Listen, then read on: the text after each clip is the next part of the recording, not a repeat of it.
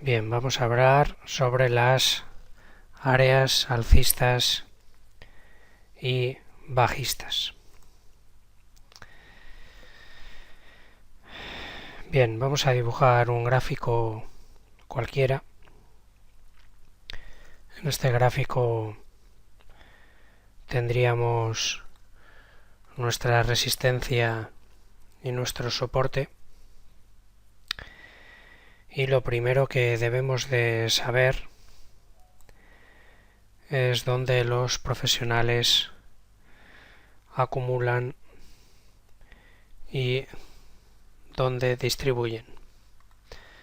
En este caso, los profesionales acumulan, ellos quieren comprar barato, compran, vuelven a comprar aquí, exactamente lo mismo aquí,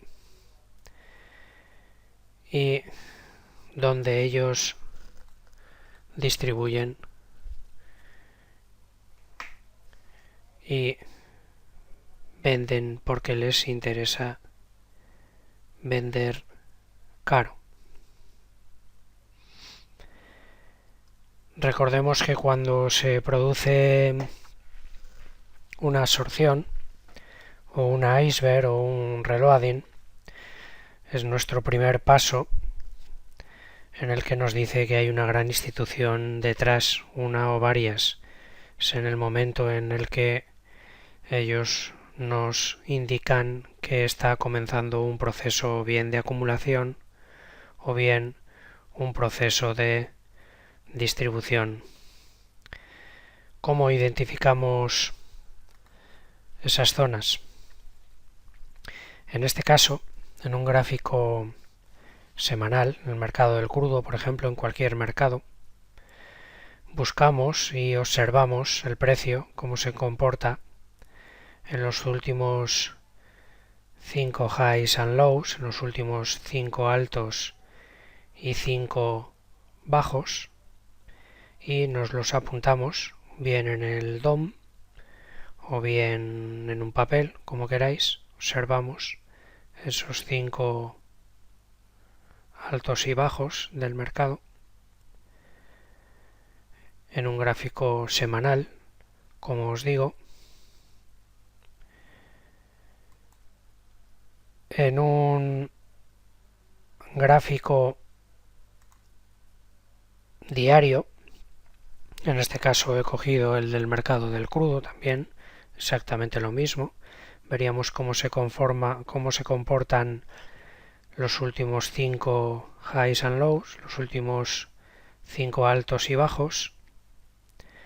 En caso de este gráfico diario veríamos también el contexto del mercado, cómo se está comportando este mercado, y también veríamos en el Market Profile cómo se comporta el precio en sus áreas de desequilibrio. En este caso, en el Market Profile sus áreas de desequilibrio serían estas zonas de aquí, esta zona verde y esta zona verde. Cómo se ha comportado el precio aquí, el día anterior cómo se ha comportado aquí y en este caso cómo se ha comportado aquí. Miraríamos el contexto con días anteriores y nos apuntaríamos esos mínimos o esos máximos en esas áreas de desequilibrio. Vamos a hacer un pequeño resumen. Buscaríamos los últimos altos o bajos en un periodo semanal. Buscaríamos los últimos altos y bajos en un periodo diario y buscaríamos esas zonas de desequilibrio en el Market Profile y buscar un contexto respecto a los días anteriores. Digamos que son zonas a observar. Observando estas zonas vamos a ver si la velocidad de ese mercado se acelera, por ejemplo, o se producen absorciones o iceberg. Vamos a ver si el precio no avanza en un determinado precio o por tiempo le cuesta avanzar. Veremos el esfuerzo que le cuesta al mercado en continuar avanzando o si se da un retroceso en el precio. Comenzaremos a entender esos días o meses en los que se producen, por ejemplo, por el vencimiento de un futuro.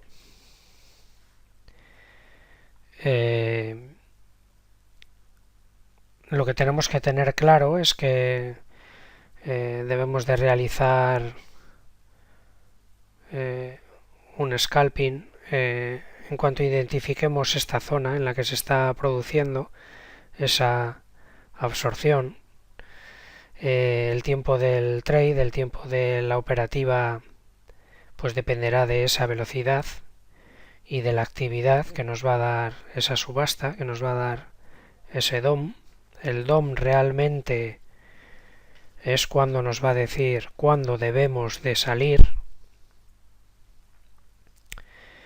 porque bien nos podemos salir con 2 o 3 ticks de beneficio, o bien podemos entrar con muchos más contratos si vemos que es un nivel mucho más fuerte y podemos mantenernos por mucho más tiempo. Cuando buscamos una absorción, buscamos cambios también en la velocidad de ese mercado. En un evento anormal buscamos un aumento exagerado del volumen en un determinado precio o zona,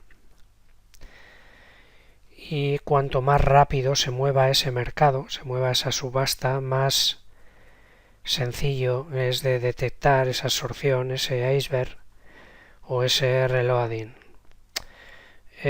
Por poner un ejemplo, si ese nivel de absorción se daría en el POC, por ejemplo aquí,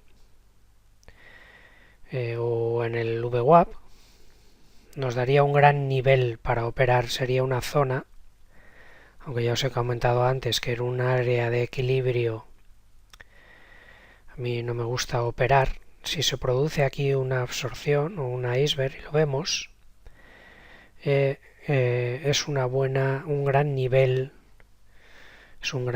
para operarlo. Normalmente yo tengo por manía entrar en una zona de desequilibrio, y si he entrado por aquí abajo y voy a largo en el VWAP o en la zona del POC, es una buena zona en la que grandes instituciones están esperando para parar ahí el precio. Entonces sería una buena zona para salir. Pero lo que os digo, esto lo tenéis que ver en función del tiempo y de esa velocidad de la subasta conforme se llega a estos niveles. Conforme reacciona ese mercado, conforme reacciona pues a esa absorción o a ese iceberg, nos va a decir el nivel de éxito, lo que os decía, de nuestra entrada a mercado, de nuestra entrada que habríamos hecho por aquí. Nos diría aquí en esta zona o en esta zona si nos debemos de salir. Si se está ejecutando una iceberg y vemos que la velocidad de contratos a mercado no se frena, no se atenúa, es posible que esa iceberg sea consumida por completo y sea una zona que la van a romper, explicando pues el ejemplo que he puesto antes. Es posible que la demanda sea realmente mucho más fuerte que los 5.000 contratos que he puesto yo aquí y sea consumida por completo y la rompan ese nivel de 1.2841 y tiren el precio para abajo y continúe su camino hacia abajo. Esto también es una opción que debemos de tener en cuenta. Bien, hemos hablado de cómo buscar zonas, cómo debemos de realizar nuestro scalping en esas zonas, y vamos a ver el siguiente capítulo en el que vamos a ver diferentes ejemplos de cómo detectar esas absorciones, esas iceberg y esos reloading, y cómo debemos operarlos en tendencia y a favor, en tendencia, perdón, y en contratendencia. Gracias y un saludo.